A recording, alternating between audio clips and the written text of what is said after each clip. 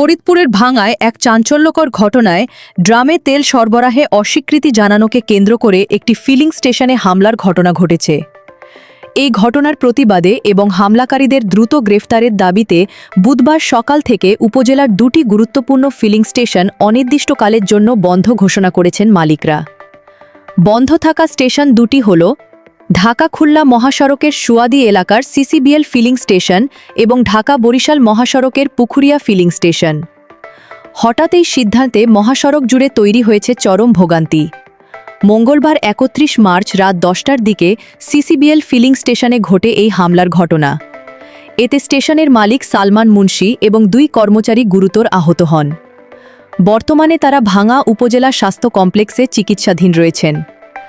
আহত মালিকের ভাই বাইজিদ মুন্সি জানান, কিছু স্থানীয় ব্যক্তি ড্রামে করে তেল নেওয়ার জন্য জোরপূর্বক চাপ সৃষ্টি করেন, কিন্তু নিয়ম মেনে ড্রামে তেল বিক্রি না করায় তারা ক্ষিপ্ত হয়ে ওঠে এবং হঠাৎ করেই স্টেশনে হামলা চালায়।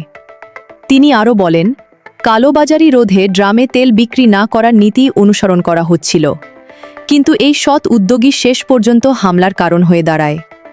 হামলাকারীদের গ্রেফতার না করা পর্যন্ত তাদের মালিকানাধীন সব ফিলিং স্টেশন বন্ধ রাখার ঘোষণা দেন তিনি।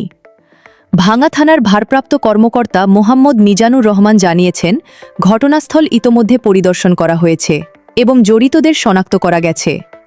খুব দ্রুত তাদের বিরুদ্ধে আইনগত ব্যবস্থা নেওয়া হবে বলে আশ্বাস দেন তিনি। এদিকে হঠাৎ করে দুটি ফিলিং স্টেশন বন্ধ হয়ে যাওয়ায় ঢাকা-খুলনা ও ঢাকা-বরিশাল মহাসড়কে চলাচলকারী যানবাহন, পরিবহন চালক এবং স্থানীয় সেচ পাম্পের মালিকরা চরম দুর্ভোগে পড়েছেন। এই ঘটনার পর প্রশ্ন উঠছে, নিয়ম মেনে কাজ করাই কি এখন ঝুঁকিপূর্ণ, নাকি আইনের কঠোর প্রয়োগের অভাবেই এমন ঘটনা বাড়ছে?